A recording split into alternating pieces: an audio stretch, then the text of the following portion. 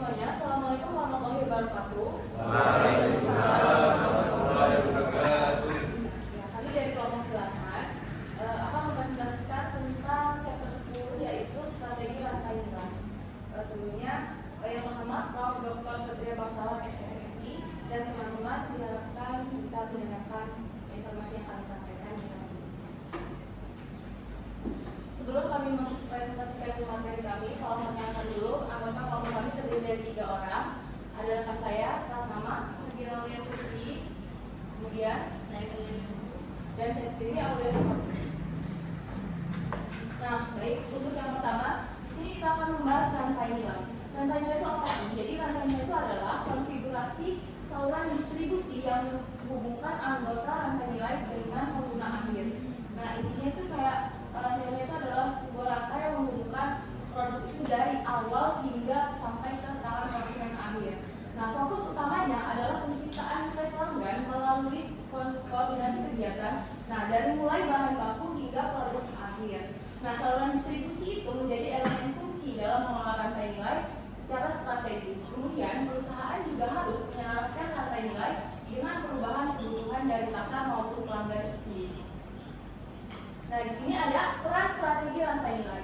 Rantai nilai itu memainkan peran penting dalam strategi pemasaran karena mempengaruhi cara perusahaan itu mencapai pasar sasarannya atau segmentasi pasar yang sudah disasar oleh perusahaan tersebut. Yang pertama ada fungsi distribusi, di mana saluran distribusi itu adalah jaringan organisasi dari rantai nilai yang menjalankan fungsi untuk menghubungkan barang dan jasa itu dengan pengguna akhir. Nah, di sini ada bagan dari fungsi distribusi itu. Ada 2 bagan, mungkin kurang terlihat jelas ya. Sudah saya kirimkan PPT-nya di grup, bisa kalian zoom. Untuk bagannya sih dimulai dari produk konsumen dan produk organisasi. Ada tiga jenis bagan yang berbeda, yaitu mulai dari produsen awal sampai langsung ke konsumen akhir. Ada juga yang melalui perantara dari 2 perantara sampai 3 perantara atau melalui pengecer bahasa. Nah, selanjutnya peran rantai nilai itu juga melalui saluran layanan. Nah, layanan seperti perbankan, perjalanan, dan kesehatan itu disalurkan itu langsung ke pengguna akhir, bukan melalui perantara, karena jaringannya itu lebih sederhana, tetapi pelaksanaan atau interaksinya itu lebih kompleks. Nah, layanan itu tidak dapat disimpan, tidak dapat diangkut, dan hanya dapat dibutuhkan diberikan ketika memang itu layanan tersebut dibutuhkan. Nah, meski berbeda dari barang, fungsi seperti penjualan, promosi, dan pembiayaan itu tetap dijalankan karena layanan-layanan seperti perbankan, perjalanan, dan kesehatan itu merupakan layanan jasa yang disalurkan itu ketika memang produsen itu membutuhkan layanan tersebut. Jadi memang tidak didistribusikan atau tidak didistribusikan secara langsung, tidak melalui perantara. Nah, di sini ada distribusi langsung oleh produsen. Jadi produsen itu dapat memilih 3 strategi distribusi yang sudah ditampilkan di bagian sebelumnya.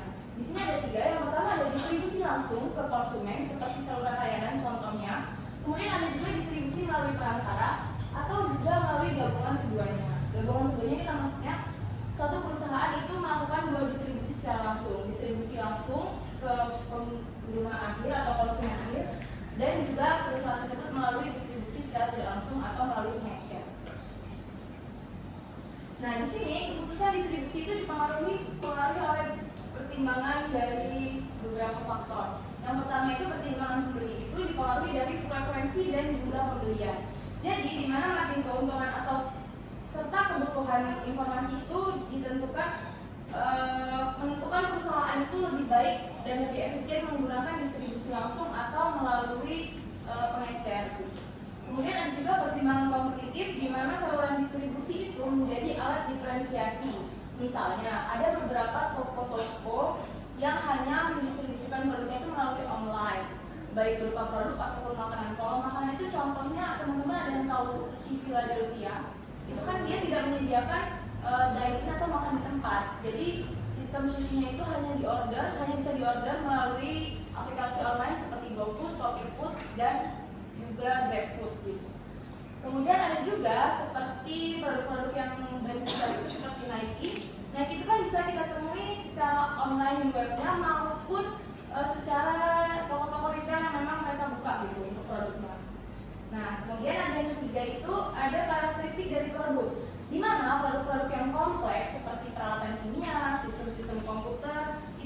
cocok dijual langsung oleh produsen utama, karena produk-produk tersebut itu perlu informasi secara teknis dan perlu disampaikan tidak melalui perpanjangan tangan dikarenakan takutnya adanya miskomunikasi atau informasi yang salah, karena produk-produk yang cenderung lebih kompleks dan sensitif.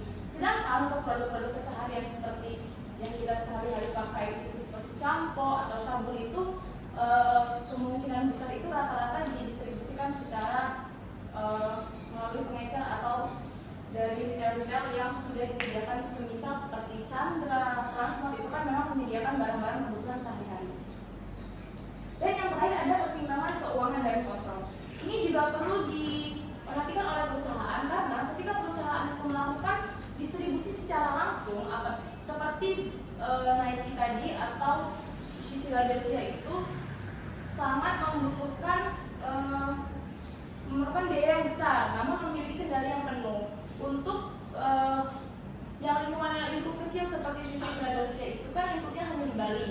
Nah, jadi mungkin distribusinya itu tidak terlalu memakan biaya yang terlalu besar. Sedangkan untuk produk-produk besar seperti Nike atau Uniqlo tadi dan segala macamnya itu memiliki biaya itu yang cenderung lebih besar karena segmentasi masalah itu sudah mendunia gitu, sehingga harus dipikirkan secara matang untuk keuangan dan kontrolnya itu apakah lebih baik melakukan distribusi secara tidak langsung yang melalui pengecer atau lebih baik melakukan distribusi secara langsung untuk tetap menjaga nama brand atau merek itu sendiri.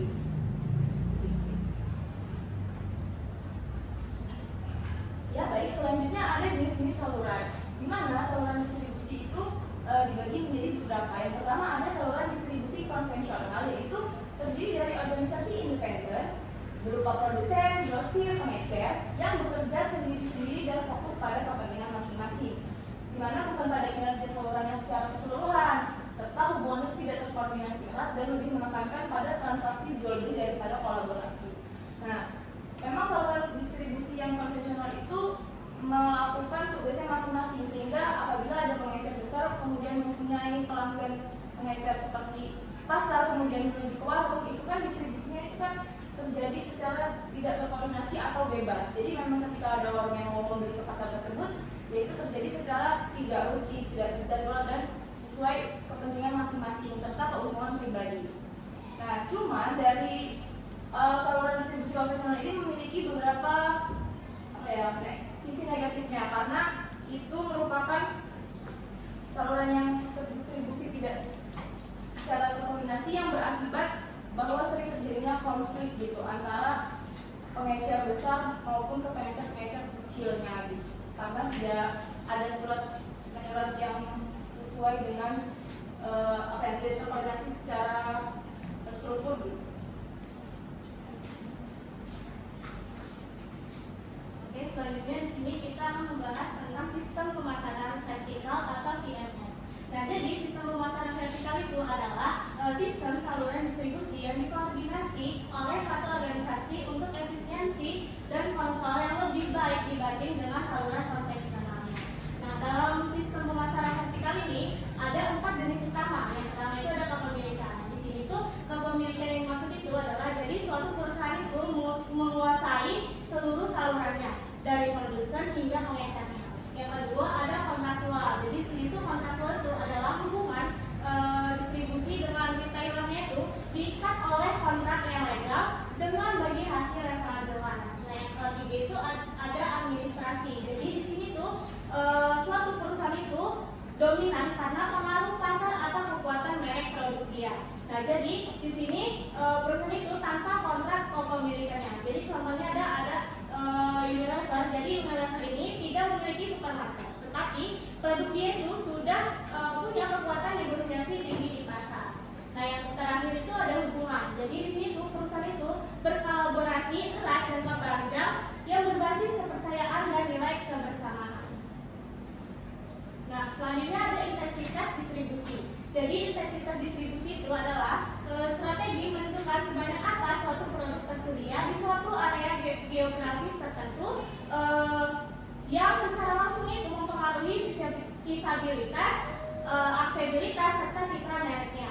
Nah, dalam intensitas distribusi ini ada 3 tingkatan strategi. Yang pertama ada insentif. Jadi tingkatan yang pertama ini itu tersedia, produk kita itu tersedia di sebanyak mungkin outlet. Contohnya itu di sini ada produk konsumen sehari-hari. Yang kita tahu Coca-Cola itu kan sekarang udah banyak banget ya dijual di outlet mana aja. Jadi seperti supermarket, terus minimarket, serta warung aja ada.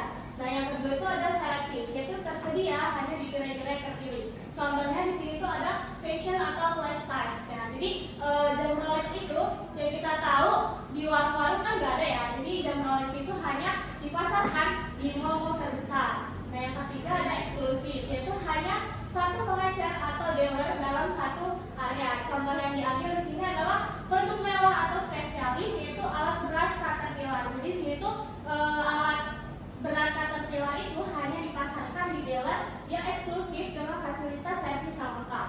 Nah dalam intensitas distribusi ini ada faktor-faktor yang penentu untuk strategi ini. Jadi yang pertama itu kita harus menentukan strategi pasar kita, karakteristik produk serta daya tarik bagi perantara kita. Nah yang selanjutnya ada konfigurasi saluran. Di sini konfigurasi saluran itu menentukan jumlah tingkat dan jenis perantara dalam saluran distribusi kita. Nah dalam konfigurasi saluran ini merupakan langkah strategi untuk memastikan produk sampai ke konsumen akhir secara efisiensi. Nah dalam konfigurasi saluran ini ada beberapa faktor yang mempengaruhinya. Yang pertama itu ada pertimbangan penggunaan akhir. Jadi di sini tuh kita harus menentukan lokasi atau kebiasaan belanja konsumen kita dulu. Yaitu kita harus mengetahui di mana dan bagaimana konsumen akhir kita itu biasanya membeli produk sejenis dengan produk kita itu. Dan di sini kita juga harus memikirkan strategi apa yang cocok untuk produk kita di pasar. Nah yang kedua itu ada karakteristik produk. Nah di sini kita harus melihat nilai serta kompleksitas dari produk kita. Jadi produk yang nilai tinggi dan kompleks itu lebih cenderung membutuhkan saluran yang lebih pendek. Nah yang ketiga itu ada kemampuan produser. Nah sini yang pertama klien itu adalah sumber daya keuangannya. Jadi perusahaan yang dengan modal besar itu biasanya dia lebih memilih saluran langsung. Yang kedua kita harus melihat portofolio produknya. Jadi ini produk yang luas itu biasanya memungkinkan kerjasama dengan grosir atau distributor besar itu secara mudah. Nah yang keempat itu ada fungsi yang diperlukan. Di sini ada 3 fungsi yang diperlukan. Yang pertama itu ada logistik, yaitu penyimpanan, pengemasan, serta transportasi kita. Yang kedua ada transaksional, yaitu berisi tentang negosiasi, pembayaran, serta pemasakannya. Yang ketiga ada pendukung. Jadi pendukung ini berisi tentang promosi, layanan penjualan, serta riset pasarnya.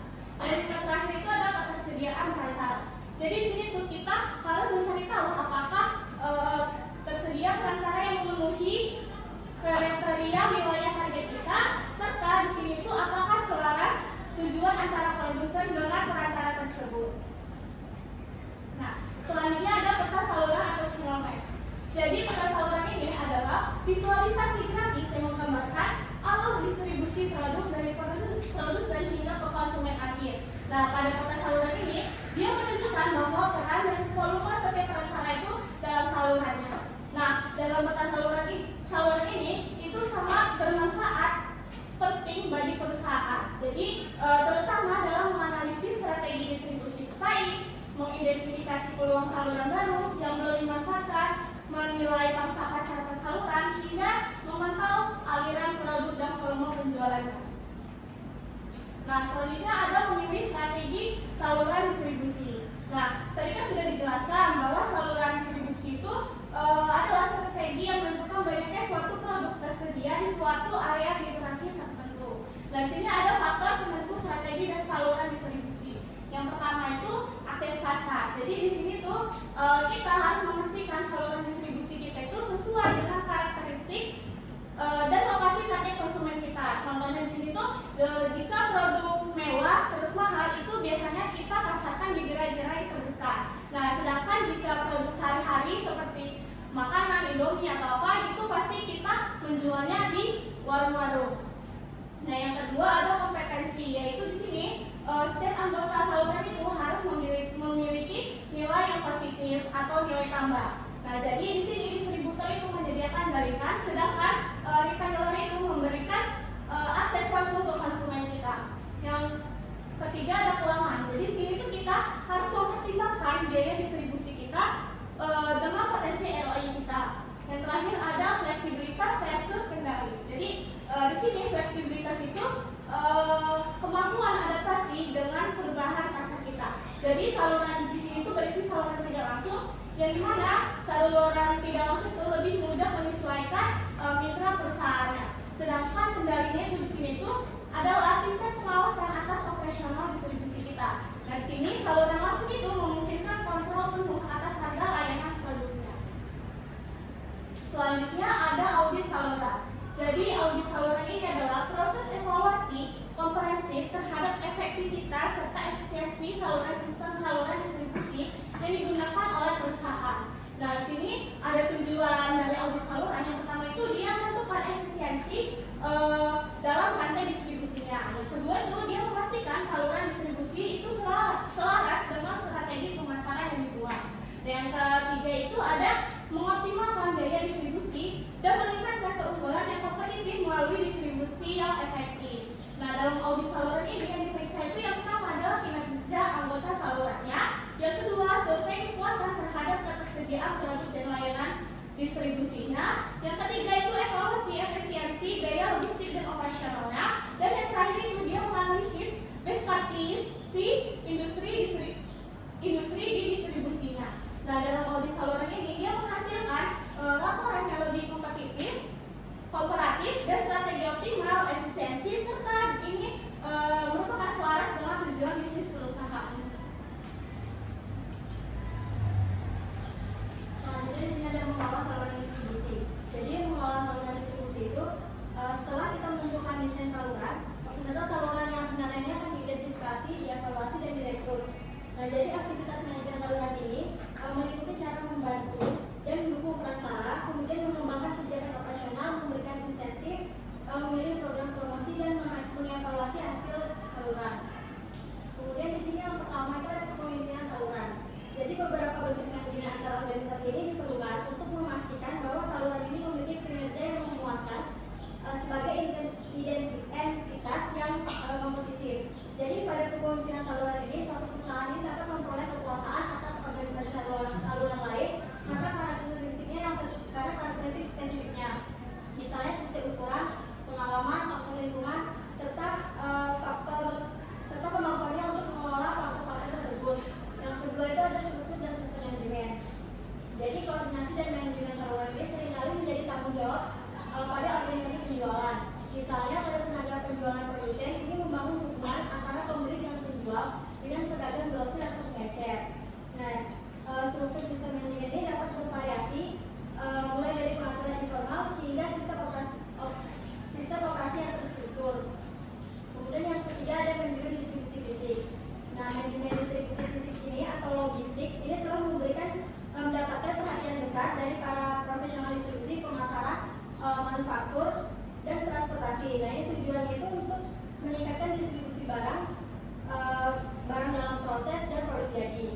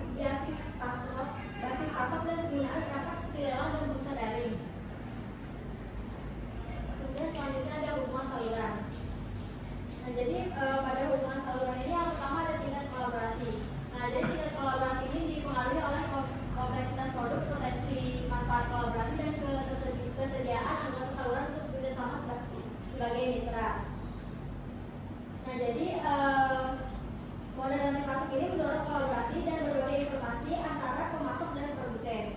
Dan yang kedua itu ada komitmen dan kepercayaan antara anggota saluran. Jadi hubungan yang sangat kolaboratif antara anggota ini membutuhkan komitmen dan kepercayaan yang cukup tinggi di antara para mitra. Nah, jadi organisasi yang bekerjasama ini menyediakan akses perencanaan produk rahasia, data pasar, dan rahasia dagang. Kepercayaan ini biasanya berkembang seiring para mitra ini belajar untuk bekerjasama dan menemukan hubungan yang menguntungkan bagi tujuan masing-masing mitra mereka. Kemudian selanjutnya ada globalisasi saluran. Jadi globalisasi saluran ini digarisbawahi oleh peluncuran bursa daring yang berbasis internet.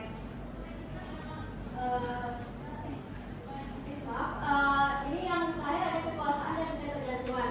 Jadi dalam VMS ini kekuasaan ini terpusat pada satu organisasi dan anggota saluran lain ini bergantung pada saluran lain. Yang kelima ada globalisasi saluran. Jadi globalisasi saluran ini digarisbawahi oleh peluncuran bursa daring yang berbasis internet dengan kemampuan untuk mencari sumber dan memasarkan secara global, rantai pasokan yang efisien dan teknologi informasi yang tadi, sehingga retail besar ini memiliki daya tawar yang lebih besar daripada banyaknya pemasok mereka. Kemudian selanjutnya ada multi saluran. Jadi multi saluran ini dapat menentukan kombinasi saluran inovatif yang paling memenuhi kebutuhan pelanggan. Jadi di sini kita pilih saluran mana yang banyak dijangkau oleh pelanggan, sehingga keputusan saluran ini harus didasari dengan pemahaman tentang berbagai jalur yang diikuti oleh pembeli saat mereka menjalani proses pembelian. Kemudian selanjutnya ada resolusi konflik. Ini terjadi karena adanya perbedaan tujuan, prioritas, dan budaya organisasi. Jadi organisasi dapat mengidentifikasi tujuan yang tidak sesuai yang menjadi penyebab konflik, sehingga solusinya yaitu mereka dapat menjalani komunikasi yang efektif sebelum dan sesudah membangun hubungan saluran sehingga dapat membantu mengurangi konflik. Selanjutnya ada kinerja saluran. Nah, kinerja saluran ini sangat penting dinilai dari dua sudut pandang, yaitu dinilai dari setiap anggota yang berkepentingan pada seberapa baik saluran tersebut memenuhi tujuan anggotanya. Dan yang kedua itu dinilai dari bagaimana organisasi dapat mengelola atau mengkoordinasikan saluran kinerjanya secara keseluruhan dengan baik. Selanjutnya ada pertimbangan hukum dan etika. Jadi pertimbangan hukum dan etika ini mencakup pengaturan antara anggota saluran secara substansial, mengurangi persaingan, kontrak yang membatasi terkait produk, dan jangkauan geografis, tunjangan dan insentif promosi, serta taktik penetapan harga. Jadi standar etika ini sangat penting karena perusahaan itu akan digarisbawahi sebagai tantangan utama bagi eksekutif. Kemudian selanjutnya ada saluran internasional. Di sini yang pertama ada pola distribusi internasional. Jadi pola distribusi internasional ini menunjukkan bahwa meskipun struktur dasar saluran seperti agen, grosir, dan pengecer ini tampak serupa, tapi praktik distribusinya ini sangat bervariasi. Jadi ini disebabkan oleh perbedaan kondisi pasar, budaya bisnis, dan tingkat konsentrasi retail di setiap negara. Yang kedua itu ada faktor pemilihan saluran global. Jadi faktor pemilihan saluran global ini dipengaruhi oleh biaya, modal, pengendalian, cakupan, dan kesesuaian produk dan target pasar. Kemudian yang ketiga ini ada isu strategi multi-channel global. Strategi multi-channel dalam konteks global ini menimbulkan tantangan baru akibat adanya perbedaan harga dan ketersediaan produk antara saluran domestik dan internasional. Nah, jadi dengan kemajuan internet dan sistem komunikasi global, pelanggan ini dapat dengan mudah mengakses produk dari pasar lain dengan harga yang lebih murah melalui penjualan daring. Baik, kita sampai pada study case yang dimana kelompoknya mengangkat study case dari Starbucks, dimana Starbucks itu membangun keunggulan kompetitif itu melalui penjualan rantai nilai yang menyeluruh. Nah, Starbucks ini salah satunya adalah mencontohkan di mana dia itu melaksanakan distribusi langsung, karena Starbucks itu membuka gerai-gerainya itu di berbagai negara secara mendunia itu dengan brand atau merek yang memang langsung dipasarkan di pasar-pasar yang secara mendunia gitu. Jadi tidak menumpang atau tidak mendistribusikan kepada pengecer. Untuk apa? Untuk menjaga eksklusivitas Starbucks itu sendiri, karena kita semua tahu bahwa Starbucks itu merupakan kopi yang bisa kita bilang itu sedikit pricey atau lebih mahal daripada kopi-kopi lainnya. Karena kan Starbucks itu mengedepankan pengalaman khasnya yang berupa Starbucks experience gitu. Jadi distribusi yang Starbucks lakukan atau value chain-nya itu atau lantai-lantai dari Starbucks itu adalah secara langsung. Di sini kita bisa lihat.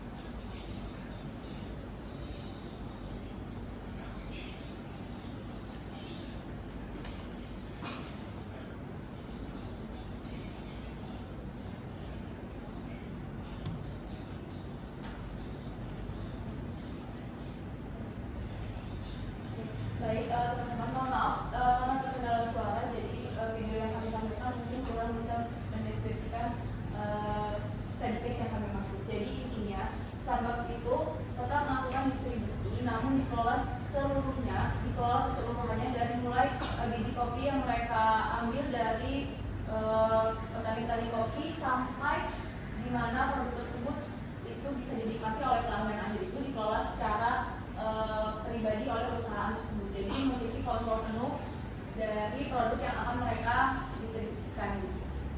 Apakah cukup jelas? Ya. Baik, cukup sedikit tadi pemaparan informasi dari kelompok kami. Apabila teman-teman ada yang ingin mendiskusikan, bertanya maupun menyanggah informasi yang kami sampaikan, bisa mengarah kami. Silakan. Silakan yang ingin bertanya. Jadi kita sedang membahas tentang adonan distribusi, ya. Jadi strategi dari perusahaan seperti yang katakan kepada marketing mix. Setelah produknya kita buat strateginya, maka bagaimana kita memasarkannya, termasuk membangun brandnya. Maka tahap berikutnya adalah bagaimana kita mengkomunikasikan agar produk itu diketahui oleh target pasarnya, ya, bahwa produk ini akan diluncurkan, ya, dimana mempengaruhinya, mengajak, termasuk kalau produk itu sudah diluncurkan juga diingatkan. Nah, setelah orang mengetahui Maka di mana sih sebetulnya harus membeli produk itu? Ya kan? Supaya nyampe ke konsumen. Karena pemasaran itu adalah proses penyampaian dari produsen ke konsumen. Maka dalam proses penyampaiannya ini yang kita sebut dengan saluran distribusi, ya saluran distribusi. Nah, dalam proses penyampaian ini, saluran distribusinya ada yang kita sebut dengan saluran distribusi langsung atau zero. Seperti sekarang mereka menyampaikan materi atau ide langsung kepada audiensnya. Ini yang disebut dengan distribusi langsung, ya. Dimana kalau dia bukan distribusi langsung, misalnya tadi direkam, setelah direkam Anda terus mendengarkan, artinya itu lewat, ya, penyalur atau pengecer. Nah, contohnya tadi disebutkan Starbucks. Bagaimana Starbucks memasarkan sebagai kafe, kopi, ya. Sekarang sudah go internasional, ya, dipasarkan langsung oleh para si pengecernya. Pemiliknya siapa sebetulnya? Ada pemilik Starbucks, siapa pemiliknya?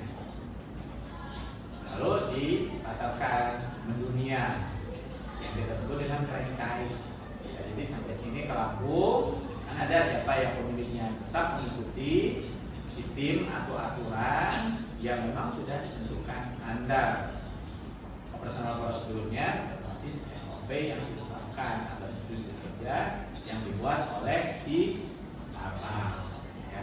Nah, ketika dia masuk ke Indonesia, maka juga tetap dipertimbangkan bagaimana dengan kebudayaan orang Indonesia, orang Lampung, orang misalnya kalau dia ke masyarakatnya ke Malaysia beda lagi, atau ke Eropa, ke Amerika dan seterusnya. Sebagai contoh, McDonald's, ya, McDonald's masuk ke Indonesia. Ketika dia masuk ke Indonesia, maka dia juga menyesuaikan dengan budaya Indonesia. Apa contohnya penyesuaiannya? Iya, rasa ayam rendang. Ada ya ngomongnya? Ada ayam rendang. Yang lainnya itu kan sudah bagian dari living product, ya. Ya, rasa tadi. Selain itu apa? Nah, nasi uduk, ya.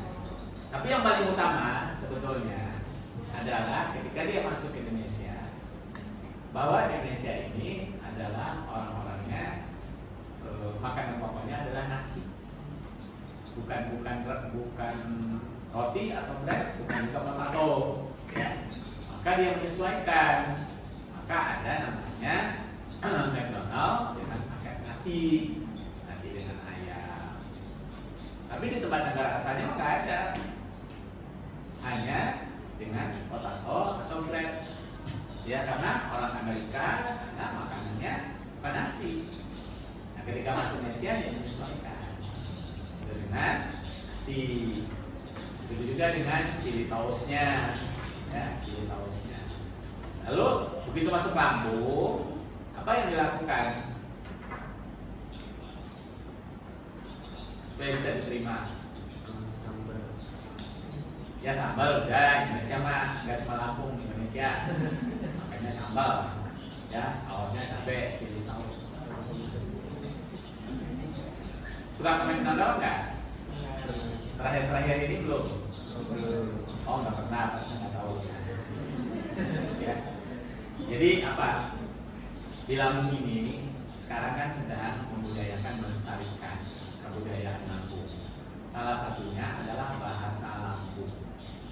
Ya, bahasa Lampung. Makanya tadi Prof ketika membuka ada tabipun.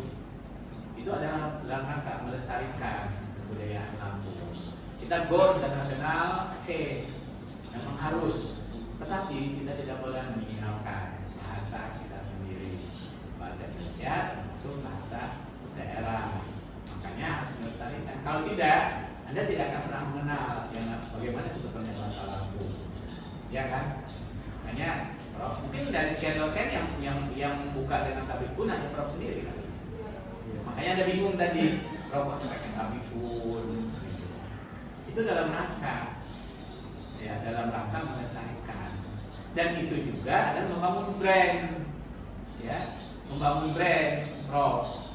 Jadi datang sebelum jam 9 bahwa kita harus datang on time, kita harus disiplin. Ya. Nah, di McDonald itu sekarang kalau kita drive thru atau kita datang ini, dia apa yang disebut tabikun. Cobalah Anda pergi sekarang ke McDonald. Ya pun, apa ada pemesanan apa bisa kami bantu dan seterusnya. Ya, dibuka begitu. Dan kita sebagai orang kita bangga, gitu. Itu kan produk luar negeri, dia menyesuaikan. Nah, orang luar yang produk luar negeri saja menyesuaikan. Kenapa tidak kita yang orang kampung tidak menggunakan masalah? Karena itu aset kekayaan kita, ya, kekayaan kita. Hanya pernah nanya waktu itu, ini siapa yang ininya? Dari pimpinannya Pak. Karena Pak Gubernur menginstruksikan untuk melestarikan kebudayaan Lampung, menggunakan bahasa Lampung. Itu ada peraturannya, perdanya. Kalau kita mau speech, ya, mau pidato, maka kita harus menggunakan bahasa Lampung. Allow me to speech. Izinkan saya untuk berbicara. Jawabannya ya. Nah, tadi ada saluran distribusi langsung dan tidak langsung. Ya, langsungnya tadi adalah langsung ke konsumen, ke produsen. Kalau yang tidak langsung menggunakan pengecer. Ada juga yang menggunakan saluran distribusi yang namanya distributor, ya, distributor untuk pengecer. Atau dari produsen, agen, distributor, pengecer baru ke konsumen. Semakin banyak salurannya, maka semakin tinggi sebetulnya harganya. Karena apa? Itu kan ada mancing biaya yang harus ditanggung. Ya. Tapi untuk produk-produk tertentu memang harus menggunakan saluran-saluran itu. Misalnya tadi Unilever sampai diterima di konsumen, ya, di Alfamart, Indomaret, warung dan lain sebagainya. Nah, bagaimana dengan era teknologi? Di era teknologi, saluran distribusinya gimana? Kalau dulu kan sebetulnya di era teknologi itu TV, radio itu hanya sekedar mempromosikan. Sekarang sudah berbasis kepada sosial media atau pemasaran online, ya, digital marketing. Maka saluran distribusinya ada yang langsung dan ada yang tidak langsung. Apa contoh yang tidak langsung? Yang menggunakan pengecer.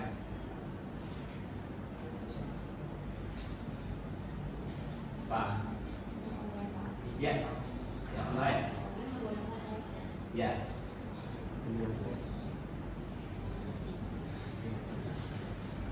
Apa? Hah? Gak paham. Siapa yang sudah belanja di Shopee, Lazada, Bukalapak? Ya kan pengecer tuh. Iya kan? Iya. Masukin keranjang, sama aja kayak kita di ikan ramat. Kan kita masukin keranjang tuh, belanja, masukin keranjang, dorong ke kasir. Nah itu juga di Shopee. Kan masukin keranjang, tek. Oke, masuk, belanja sekian, bayar. Siapa yang nyuplai dari Shopee? Para produsen.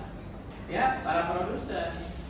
Makanya kadang-kadang dia juga kan gitu. Oh, nanti tunggu. Ini barangnya dari Jakarta. Oh, ini barangnya dari Bandung. Oh, ini barangnya dari Lampung. Setengah hari. Dan seterusnya. Dia sebagai pengecer. Nah, kalau pemasaran langsungnya kan ada yang langsung menggunakan WhatsApp, ya, atau TikTok, kan langsung tuh. Anda misalnya jualan pempek, langsung pakai WA, tuh. Nanti tinggal kirim, bayar ke sini. Kan sekarang sudah ada dompet itu kan, yuris dan lain sebagainya dan makin kan sekarang sudah dimudahkan dengan era teknologi. Ya. Oke. Ada pertanyaan sampai sini? Tadi ada saluran yang disebut dengan intensif, selektif, kemudian ya selektif artinya kan diseleksi, gitu ya. Kalau intensif, sebenarnya semuanya boleh. Paham ya? Paham? Ya, nanti dipelajari ya. Jadi jangan sampai nggak dipelajari. Jadi topik kita hari ini yang pertama tadi adalah berbicara tentang brand merek. Yang kedua adalah saluran distribusi. Ya. Baik, kalau tidak ada lagi pertanyaan, jadi terima kasih. Mau ditutup dulu, silakan. Sedikit saja penyampaian informasi untuk terkait materi 10, chapter 10 yaitu strategi rantai nilai. Terima kasih atas waktu dan teman-teman yang menyediakan waktunya untuk mendengarkan pemaparan dari kelompok kami. Kami mohon maaf apabila penyampaian dari kami kurang jelas atau kurang bisa diterima oleh teman-teman. Kemudian kami minta maaf juga apabila ada salah kata. Terima kasih. Kami akhiri. Wassalamualaikum warahmatullahi wabarakatuh. Waalaikumsalam.